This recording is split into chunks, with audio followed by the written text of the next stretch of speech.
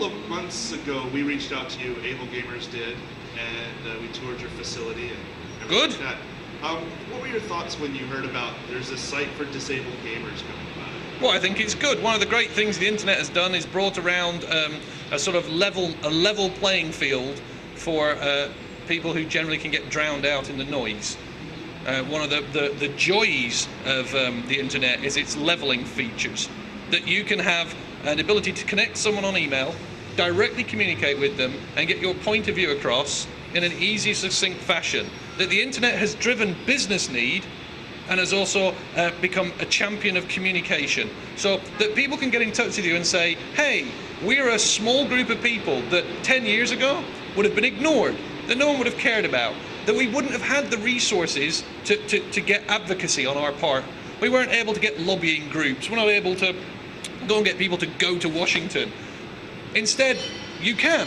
You can be, as long as you've got an internet terminal and the ability to use Google, as long as you've got enough about you to set up a web address and a web page that shows that you care, you're able to advocate. So the fact that you come and talk to us and and your advocacy is of something that is honourable and fair and deeply neglected in our gaming, and that you then contact us and that we are an outward-facing, customer and society-aware company, that's just empowering. And the fact that one would hope that we got in touch with you quickly, we were responsive, we wanted to listen to you, we invite you in, we treat you well, we listen to your views, and we attempt to make changes, alterations and concessions that all too often get neglected. And so I'm very pleased with. Do you think the gaming industry should look at people with disabilities as a market that they at least need to, during concept and design, at least need to address some minimum standards for? Or does it have to be you released a game and there's a problem with it, therefore we have to negotiate a fix, I guess is the question. And some of the statistics are staggering in this country on 29 million people in this country are disabled that are of the gaming age. It's 1 in 6 to 1 in 8, depending on where you are, some level of colorblind men. Mm-hmm. And these are things that are not always addressed, but do you think that maybe they should be at least part of the thinking from the beginning? Wow. No. Because traditionally gaming has struggled to survive. It's struggled to, small independent game developers have been consumed by large corporations. Large corporations control all the money, all the budget, and therefore the number one requirement has been get a game out and generate money. And that's where they have to focus. However, and to address your point, while I don't think it was important in the embryonic growth states of gaming, it is definitely to a company's advancement to get into the business idea that showing some consideration beyond core gamers is the best way of getting it. So I would advocate it's not just a question of saying disabled gamers should be looked at, minorities of all types, girls, deeply neglected. In fact, we treat them appallingly. We keep giving them stupid games that are deeply offensive to what they actually believe in, because we know best. Because pasty-faced white guys who don't have girlfriends somehow know the best way of making games for girls. In fact, we go out and call them games for girls, which I find offensive. I think that the colorblind thing drives me mad. I'm colorblind, and I'm effectively red, green, blue colorblind. It's impossible for me to play RTS games because it's always a brown map. My units are green, and the enemy units are red. Sometimes they're blue, but they're red. When I find a game that has a little button for colorblindness, I'm very happy.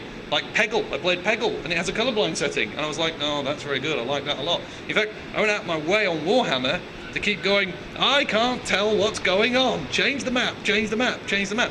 I think that the best way of highlighting what to do about it is to join with people who can do advocacy, but also prove it. I mean, I would love someone to bring out an add-on for a game that addressed a specific limitation or a feature set, and we're able to go, look at that, 168,000 downloads. That's 168,000 people that your game wasn't hitting, that it can now hit, because you did a colorblind filter, or an ease of access one-hand keyboard. So if you can build that credibility, what you then do is, instead of going to developers and saying, come on, be nice to these people, you're able to make a valid business argument. I would liken it to the chasing of the pink dollar in America. So for years, American corporates and that basically denied the pink dollar. They denied that there was a market for gay people, and that if they targeted it, they would end up getting people coming to their shareholder meetings and shouting at them. And clearly it was madness. Clearly you should be aware of a pink dollar, and you should be able to prove it. And so what happened? They proved it. But they proved it themselves. They proved it by mobilizing and voting with the one democratic power they have, money. And so I would say, if you want to make a difference, realize that every dollar you spend counts, and be mean-spirited with it.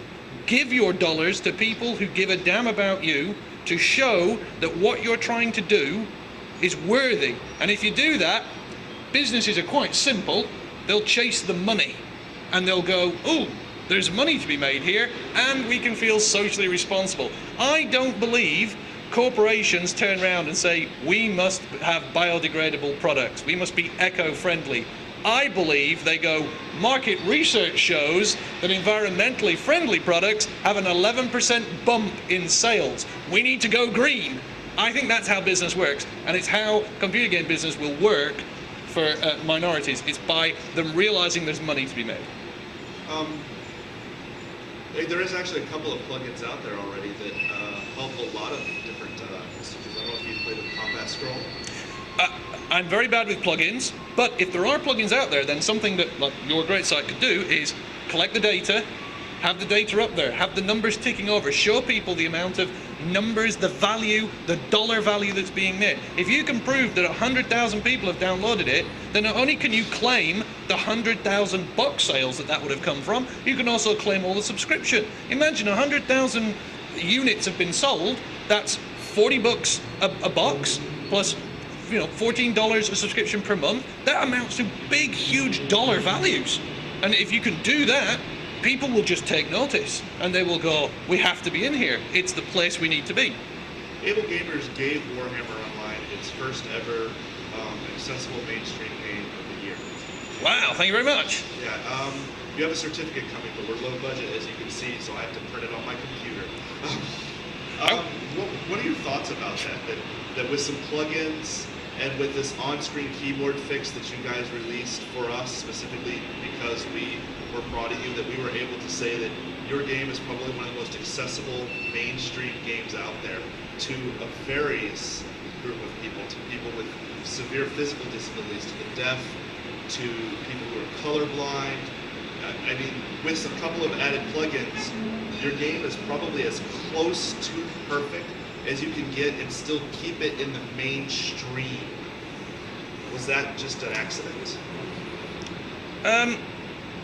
Just an accident. Computer games, to survive in this market, need to innovate. People get confused and they think innovation is just slightly more polygons on screen, slightly faster shading, slightly better bloom, better framework. But actually, innovation comes everywhere. It's in how you get the product to your users. It's in how you make it accessible to everyone. What we're hopefully showing is that we're willing to look for ways of making our game, our hobby, available to as many people as possible, and we're trying to be reactive. Although I'm happy that our game is accessible, I'm also dismayed that it takes this long to do it. And maybe we can do something about that. Maybe we can make much more noise about what we've got and what the award you've given us, and try to explain to people inside EA and inside our hobby that more people should just be thinking like this normally. So I suppose rather than just going, oh, it's great to get an award, I sort of take it more as a challenge to try and do something more about it. That's actually why we did it, is we're wanting EA or something like that to say, why did they get that? Wow. And how do we do that? So it's actually, I don't know if you know who Dave Perry is.